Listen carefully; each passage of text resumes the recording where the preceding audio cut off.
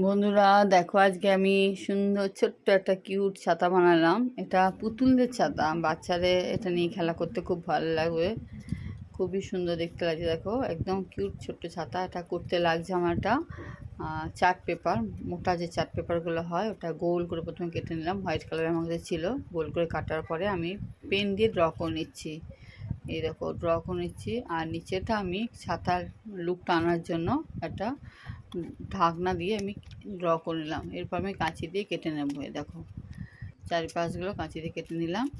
এবার তারপর আমি কালার করব, যেহেতু এটা বাচ্চাদের ছাতা তাই এটাকে বিভিন্ন মাল্টি কালার করব। প্রথমে ছাতার লুকটা নিয়ে এলাম, এটাকে একটা কেটে দিয়ে লুকটা নিয়ে আসলাম, আঠা লাগিয়ে দিচ্ছি।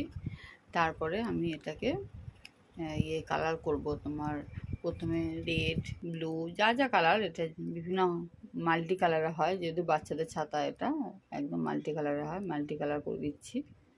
এই দেখো কালারগুলো করে নিচ্ছি। প্রথমে রেড, ব্লু, ইয়েলো, এগুলো করার পরে আমি আমার একটা টুথপিক ছিল, টুথপিকটা দিয়ে আমি হ্যান্ডেল করে দিচ্ছি। কাঁটা দিয়ে লাগিয়ে দিলাম টুথপিকটাকে। টুথপিকটা লাগিয়ে একটু শুকাতে হলো। তারপর দেখো কেমন হয়েছে জানাবে বন্ধুরা। Thank you.